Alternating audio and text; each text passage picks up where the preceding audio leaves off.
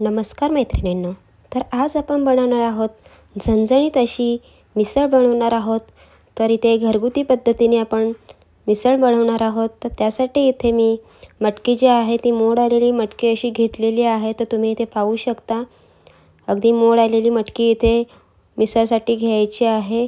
तर इथे 2 दिवस इथे पाण्यात भिजून चांगले अशी मोड आणून दिलेले आहेत मटकीला आणि स्वच्छ करून चांगले पाण्याने असं धुवून घेतलेले आहे स्वच्छ अशी.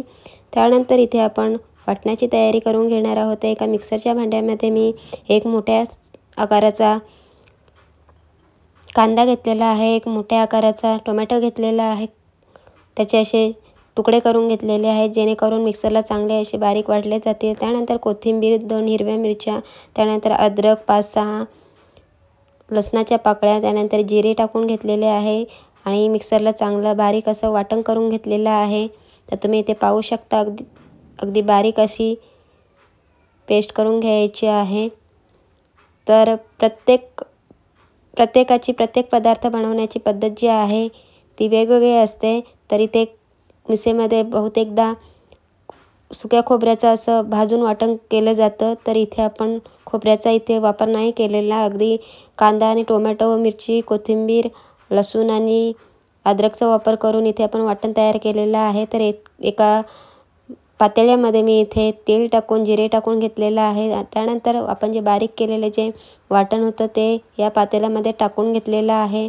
तर हे जे वाटण आहे ते चांगलं असं तेलामध्ये परतवून घ्यायचं आहे.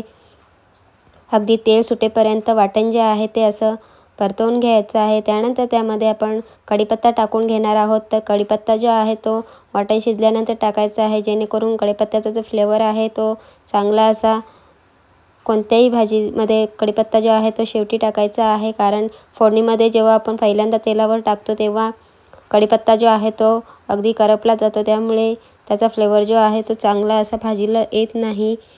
त्यानंतर आपण सर्व मसाले जे आहेत ते इथे आपण टाकून घेणार आहोत. जसं की चवीनुसार मीठ, हळद, घरगुती मसाला, धणेजिरे पावडर, गरम मसाला आणि काश्मीरी लाल मिरची पावडर, हे सर्व मसाले जे आहेत ते इथे आपण वाटणामध्ये टाकून घेतलेले आहेत. त्यानंतर चांगले असे परतवून घ्यायचे आहेत. मसाले जे आहेत मसाल्यांचा कच्चापणा जो आहे चांगला असा गेला पाहिजे. अशा पद्धतीने सर्व मसाले जे आहेत चांगले असे शिजवून घ्यायचे आहेत तेलामध्ये, वाटणामध्ये.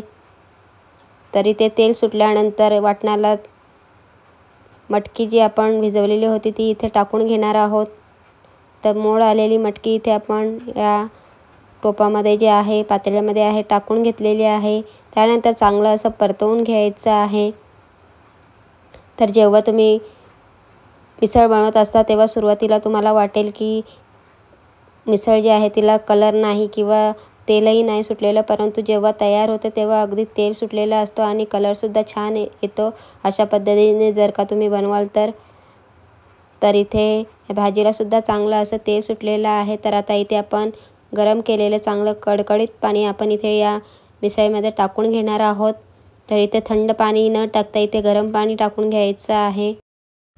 तर मिसळ बनवताना काय होतं की प्रत्येकजण जेव्हा मिसळ बनवत असतो तेव्हा मटकी जी आहे ती अगोदर शिजवून घेतली जाते, परंतु इथे आपण भाजीसारखं इथे आपण मिसळ जी आहे ती बनवणार आहोत. तर अशा पद्धतीने आपण टोपामध्येच मिसळ जी आहे ती फोडणीवर टाकून घेतलेली आहे. अगदी वाटणामध्ये अगोदर न शिजवता अगदी मोजक्या वेळामध्ये आपण इथे आपली मिसळ जी आहे ते तयार केलेली आहे. तर तुम्ही इथे पाहू शकता इथे मिसळ जी आहे इथे अगदी झटपट अशी तयार झालेली आहे. तर तुम्हीसुद्धा अगदी कमी वेळात अशा पद्धतीची मिसळ एकदा नक्की बनवून बघा. अगदी झणझणीत अशी ही मिसळ इथे तयार झालेली आहे. Bye bye.